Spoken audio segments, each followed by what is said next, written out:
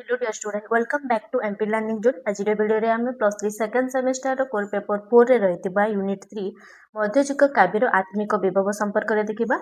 Unit 1 आ unit 2 रे video जो माने देखि नांती ए चैनल रो प्लेलिस्ट रे अछि देखि पारिबो। तार 1 मार्क्स सिलेक्टेड क्वेश्चन भी मध्य रहिछि, 2 मार्क्स 8 मार्क्स क्वेश्चन मध्य रहिछि। तार ऊपर वीडियो देखि पारिबो। तापर मध्ययुग काव्यर आत्मिक विभव रे चैनल रे नुआ होइते प्लीज चैनल को सब्सक्राइब करंतु। रस रही गोटे मोस्ट इंपोर्टाट लंग क्वेश्चन यार संज्ञा स्वरूप यार प्रकार भेद देखा संज्ञा और स्वरूप देखा।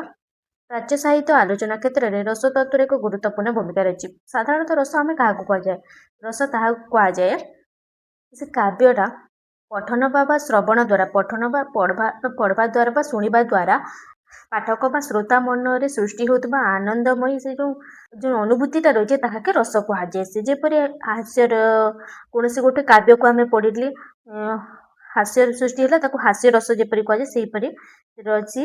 ए रस को काव्यर आत्मा रूपे ग्रहण करा सहित रस विहीन काव्य को अपकाव्य भाव में विवेचना कर रस काव्य को आत्मा रूपे ग्रहण करा सहित रस को काव्यर आत्मा रूपे ग्रहण कर जो काव्य रस ना अपकाव्य बोली विवेचना कर।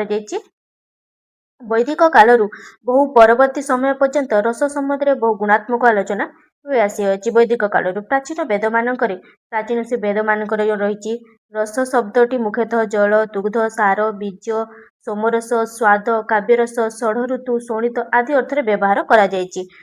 वेद मानक रसर ए सब भाव आदि अर्थ व्यवहार करा जायछि। शतपथ ब्राह्मण यह काव्यरस छंदरस भाव ग्रहण कर।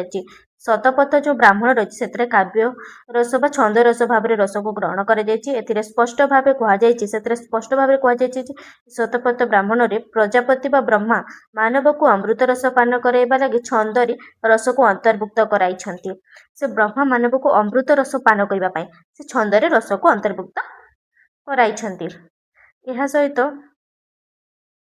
यह सहित एथिरे रसात्मक वाक्य काव्यर मूलधारा बोली प्रमाणित करा जायछि।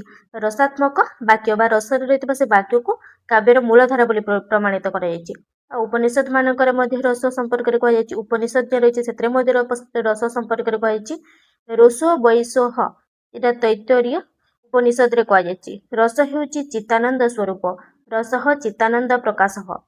यही परमानंद कारण ही रस ब्रह्ममय सत्ता रूपे व्यवहृत। यही परम आनंद बा परमानंद कारण ही रस को ब्रह्ममय बा ब्रह्म आनंदमय रस सत्ता रूपे व्यवहृत है। रस एक अलौकिक काव्य रसर द्योतना प्रदान करिथाए।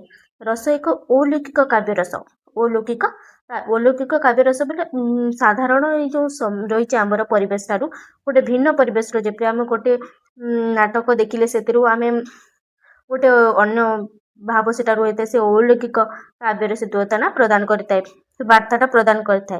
महर्षि पाणिनि तांकर व्याकरण ग्रंथ रे रस धातु शब्द को आस्वादन अर्थ रे व्यवहार करछंती। आस्वादन अर्थ रे से व्यवहार करछंती। यार विपत्तिगत अर्थ अनुଯାयी यह परमात्मा रूप तार रस मधु सोम गंध मधुर आदि अर्थ को मध्य प्रकाश करता है।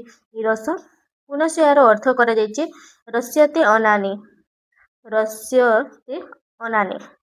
अर्थात रस शब्द गुण राग रग बीज देह आदि अर्थवाचक रस आदि अर्थवाचक को निकरी रस न रस आस्वाद विग्रह वाक्य अनुसार रस शब्द श्रृंगारदि रस आस्वादन रूपे तर्कित। आम सामग्रिक भाव विचार कले प्राच्य साहित्य जो रही आमर रही जो प्राच्य साहित्य आम देशर साहित्य प्राच्य साहित्य बोले आम साहित्य पाश्चात्य साहित्य बोले अन्य देशर साहित्य।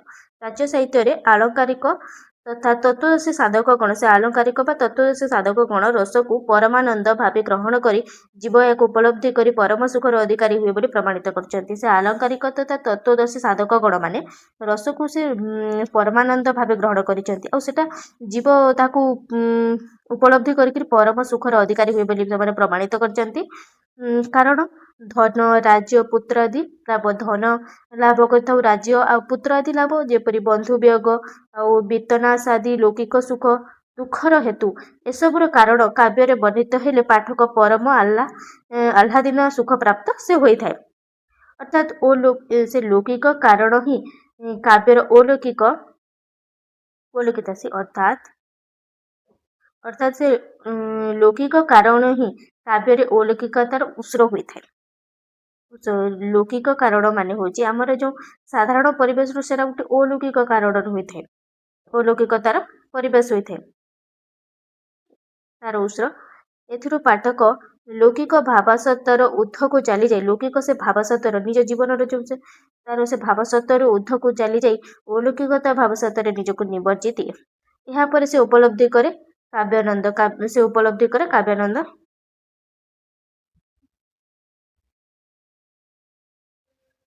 ଏହି କାବ୍ୟାନନ୍ଦ ହିଁ ବିଶ୍ୱସ୍ରଷ୍ଟାଙ୍କ ସମୟ ବିଶେଷରେ ସହଜ ଆନନ୍ଦ ରୂପେ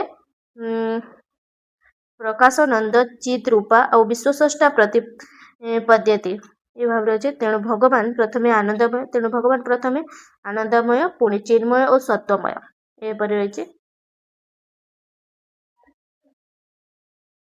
ଆନନ୍ଦର ଆଦ୍ୟ ସ୍ଥିତି ହିଁ ଅହଙ୍କାର। ଆନନ୍ଦର ସେ ଆଦ୍ୟ ସ୍ଥିତିଟା ହେଉଛି ଅହଙ୍କାର। ଏହା ସମଷ୍ଟି ଭାବେ ସତ୍ୱ ରଜ ତମୋମୟ, କିନ୍ତୁ ସାମଗ୍ରିକ ରୂପେ ବିଚାର କଲେ ଏହା ହେଉଛି ସତ୍ୱମୟ ଅହଙ୍କାର। ଆଦ୍ୟ ସ୍ଥିତି ହେଉଛି ଅହଙ୍କାର ଓ ସାମଗ୍ରିକ ରୂପେ ବିଚାର କଲେ ସତ୍ୱମୟ ଅହଙ୍କାର। ଏଥିରୁ ଜାଗ୍ରତ ହୁଏ ସ୍ଥାୟୀ ଭାବ। ହୋଇଥାଏ ସ୍ଥାୟୀ ଭାବ। ଏହି ସ୍ଥାୟୀ ଭାବର ପୁଣି ବିବିଧତା ବିଭିନ୍ନ ପ୍ରକାର ରୂପ ରହିଛି। କାରଣ କାର୍ଯ୍ୟ ଓ ସହକାରଣ କାରଣ ବିଭବ ରହିଛି, ଅନୁଭବ ସଞ୍ଚାରୀ ଭାବ ଇତ୍ୟାଦି ଯୋଗର ଲକ୍ଷଣ ଯୁକ୍ତ ହୋଇ ଭିନ୍ନ ଭିନ୍ନ ରୂପରେ ଅବତୀର୍ଣ୍ଣ ହୋଇଥାଏ ରସଟା। ସେଥିପାଇଁ ପ୍ରାଚ୍ୟ ଆଳଙ୍କାରିକ ଗଣ ରସକୁ ବ୍ରହ୍ମାନନ୍ଦ ସହୋଦର ରୂପେ ଅଭିହିତ କରିଛନ୍ତି।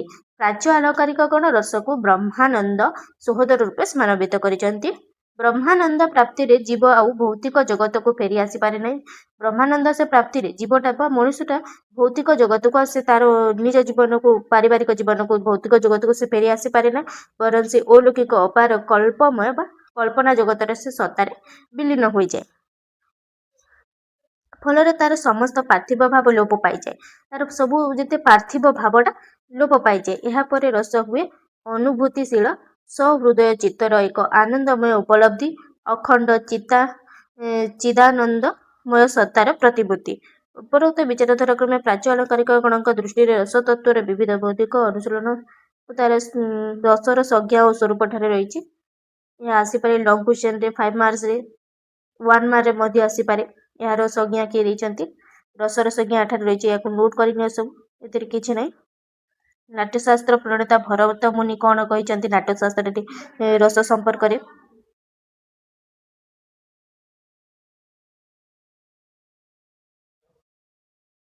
ଏଠାରେ ରହିଛି ରସର ସ୍ୱରୂପ, ଏଇଟା ସଂଜ୍ଞା ରହିଥିଲା, ଏସବୁକୁ ନୋଟ୍ କରିନେବ। 1 ମାର୍କ 5 ମାର୍କ 2 ମାର୍କସରେ ଆସିପାରେ ଏଇଟା। ରସର ସ୍ୱରୂପ ମଧ୍ୟ ଏହାକୁ ନୋଟ୍ କରିନିଅ। ରସ ଶବ୍ଦଟା କିପରି ସୃଷ୍ଟି ହୋଇଛି ଦେଖ, ରସ ଧାତୁରେ ଅଚ୍ ପ୍ରତ୍ୟୟ ଯୋଗ ହୋଇକରି ରସ ଶବ୍ଦଟା ସୃଷ୍ଟି ହୋଇଛି। ରସ ଧାତୁରେ ଅଚ୍ ପ୍ରତ୍ୟୟ ଯୋଗ ହୋଇକରି ରସ ଶବ୍ଦଟା ସୃଷ୍ଟି ହୋଇଛି। ଏସବୁକୁ ନୋଟ୍ କରିନିଅ।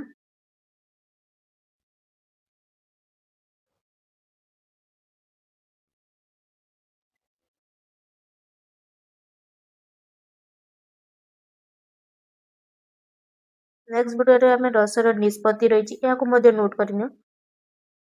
ସ୍ଥାୟୀ ଭାବ, ବିଭବ, ଅନୁଭବ, ସଞ୍ଚାରୀ ଭାବ ରହିଛି, ଏସବୁକୁ ନୋଟ୍ କରିନିଅ। ସ୍ଥାୟୀ ଭାବ ଏଇଟା ମଧ୍ୟ 2 ମାର୍କସ 5 ମାର୍କସରେ ଆସିପାରେ। ରସର ସ୍ଥାୟୀ ଭାବ ଗୁଡ଼ିକ ଲେଖ ବୋଲିକିରି ଆସିପାରେ। ଏଇଟା ହେଉଛି ତାର ସ୍ଥାୟୀ ଭାବ। ଏଇଟା ତାର ଅନୁଭବ, ସାତ୍ଵିକ ଅଙ୍ଗ ଯେ ସବୁ ରହିଛି।